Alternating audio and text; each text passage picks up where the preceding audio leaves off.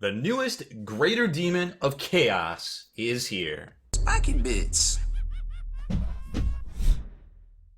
Woo! Exciting times, everybody out there. Welcome back. Rob Baer with you today.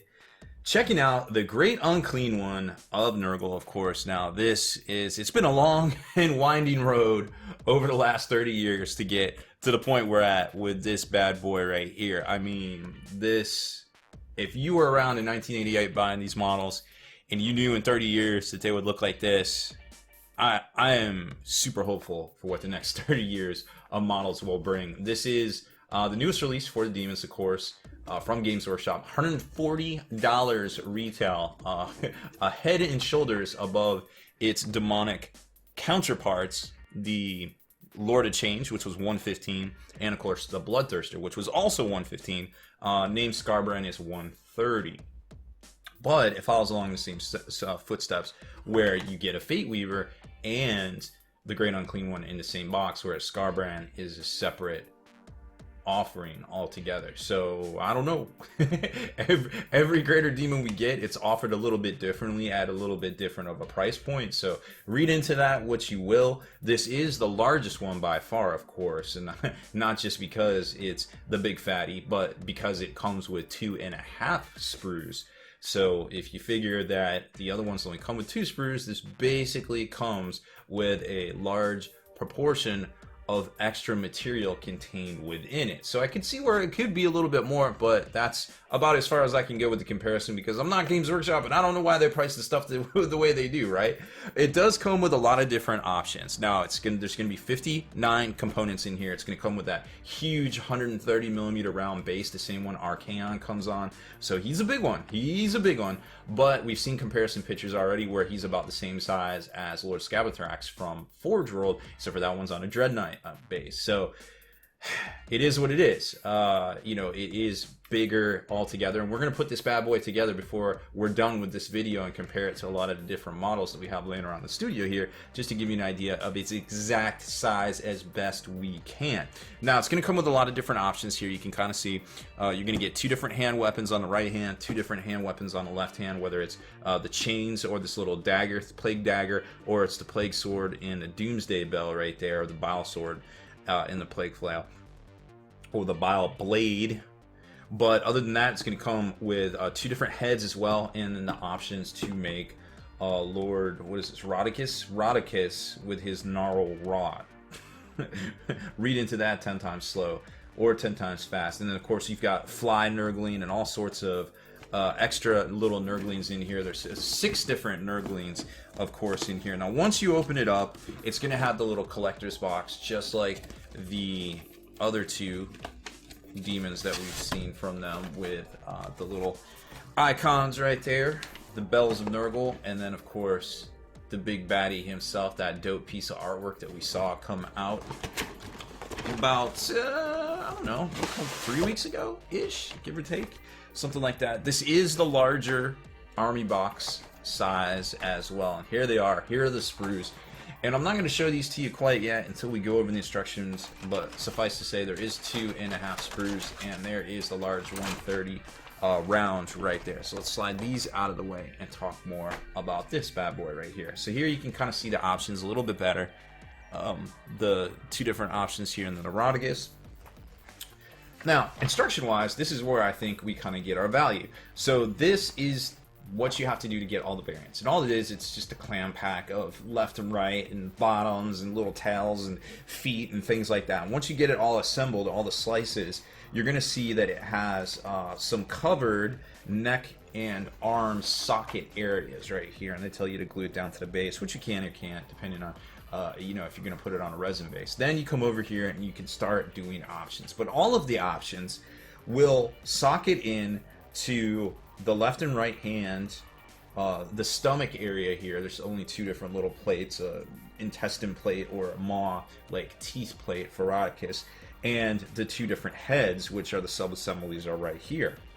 So in theory, you could create a superstructure with magnets inside of this area right here. I don't think you'd want to mess around with this. Just either put the teeth in there or the intestines in there and be done with it. And the same with the heads. So maybe before you glue this last piece on over here, you put a big fat magnet that can reach through here, something like a 3/8 inch magnet. Those are pretty powerful. I've used them to attract force through a Bane blade, which I might do for this assembly that I'm about to do. I might not. I need to get it done and get it painted up for our Twitch giveaway next week. But that being said, I think it is feasible at least to do it. So all of those heads can be put together. And then over here, you've got the different arms. They could probably be sub-assembly.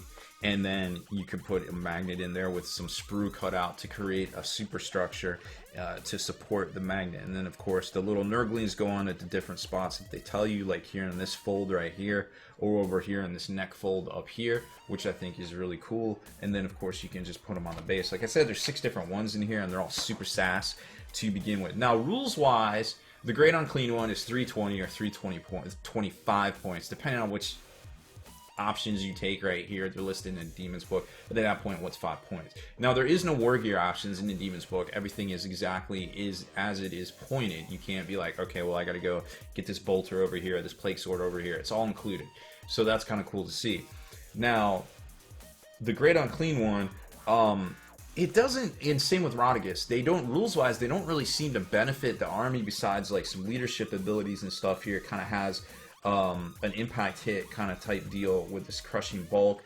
He is a demon, so he's going to get a 5-up invulnerable. He has a 6-up save, but he's got 18 wounds and he's toughness 7. He is disgustingly resilient, so a 5-up reroll on failed saves, or not a reroll, but a 5-up chance to negate a failed save, something like that.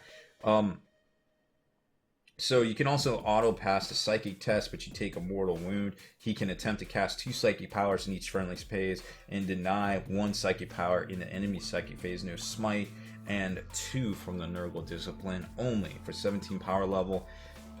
His movement is pretty limited for 7, strength 7, 6-5-4, attacks go 5-4-3 down like that. You got the Bile Blade. I mean, they're all okay. Strength of user, again, is 7 when you start out, so your Bile Sword and your Doomsday Bow are going to go up to 8. Can reroll failed wound rolls for all of these weapons.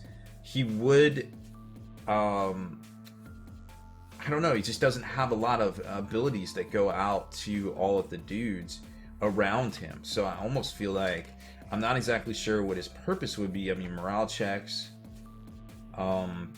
He can take a mortal wound to pass a psychic check. Maybe he's just a caster. He's just holding down the line.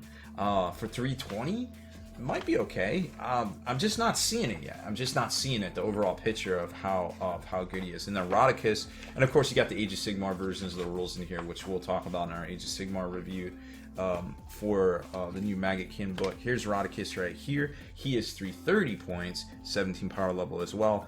Doesn't even have as many abilities, to be honest. Got the same attack profile for the most part. He has a Fanged Maw, which can do additional damage. It makes d6 additional attacks with this weapon, so you're going to get maybe 5 + 4, maybe 9 attacks, something like that. I don't know. I'm not really seeing these abilities here that are worth the points cost, besides just the fact he has 18 wounds, he's toughness 7, but he does only have a 6-up invulnerable, or a 6-up save, a 5-up invulnerable, and a 5-up disgusting resilient save. So that being said, that's the overall review of this model right here. Now we're going to start clipping it out and putting it together. Be back here in a GIF with the completed model, and probably some more conjecture about how not to put it together and how to actually put it together, and some size comparisons as well. So we put a little hard work and sweat into this thing, got it all together. It only took about, what time is it now? I'm looking at my clock here, local time. About 45 minutes from start to finish to trim it all down and get it all glued together. Now this is just the normal Great Unclean one. There's the little plate there that switches out depending on which version you're going to make. I'm just going to glue this down here in a second, but I wanted to show you some how it all goes together. Now there is a spot right here that you could put a 3/8 inch magnet on the inside before you glue all this stuff in. I didn't, just because I was kind of in a hurry to get it put together and painted, so no big deal there, but just to give you an idea. And back here, as suspected, you do need to build up a little superstructure using spare sprues and put a magnet in there to make it kind of contact and work. But I didn't want to glue this down quite yet for you guys because I just wanted to show you. And then here, you're definitely going to need to do the same thing in order to switch out whichever weapon you want up top here. But it's all super easy to switch out, including this side right here as well. And I really like, I mean, let's just talk real quick about, let's see, how does this even go together? I don't know. Oh no, did I do the wrong one? Pretty sure I didn't do the wrong one. I just don't know how it goes together. 1, 2, 3. Does it go down like that? There it is. Ha! Nailed it. Okay, so real recognize real.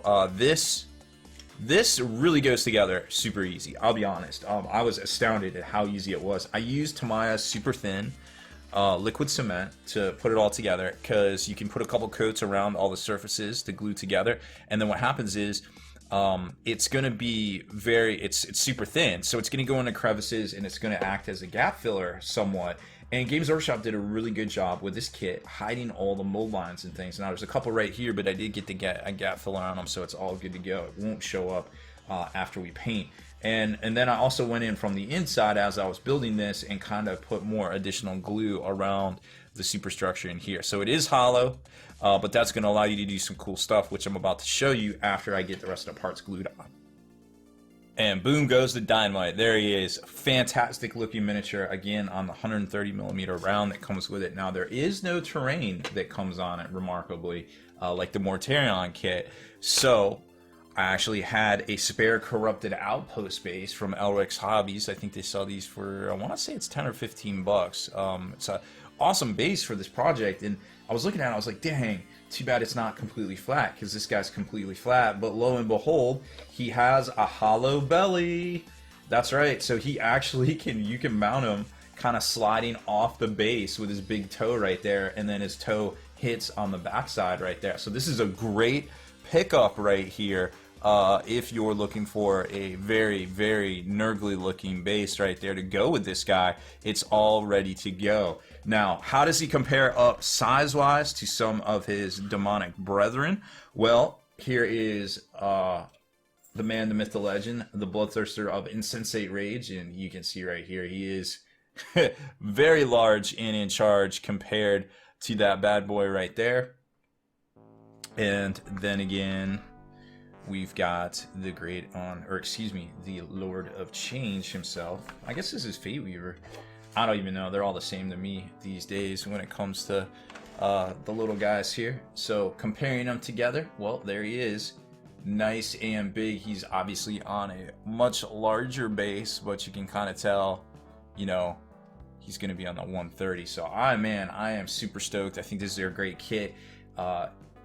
Got it together in about 45 minutes, but I move a little fast, so I imagine most folks probably take about an hour or so, give or take. But man, I am super impressed by this kit. Cannot say enough good things about it. And then of course the little nurglings and stuff going all those different spots that we already showed you. So I hope you enjoyed our unboxing and build of the new Great Unclean one in his traditional plague flail and plague sword, dire sword, whatever it's called. I don't even know. Sword of don't get hit by it, because it's probably going to end very badly for you.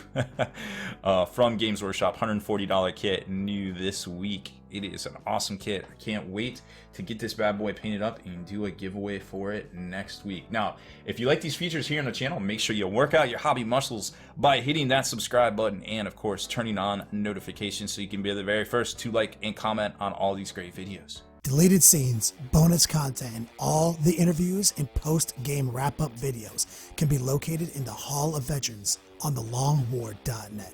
Visit thelongwar.net today and try a week completely free with no strings attached. That's not all. Thelongwar.net is also your hobby resource for exclusive early access with an ad-free experience to all your favorite videos. Members of the Hall of Veterans gain early exclusive access to multiple hobby videos.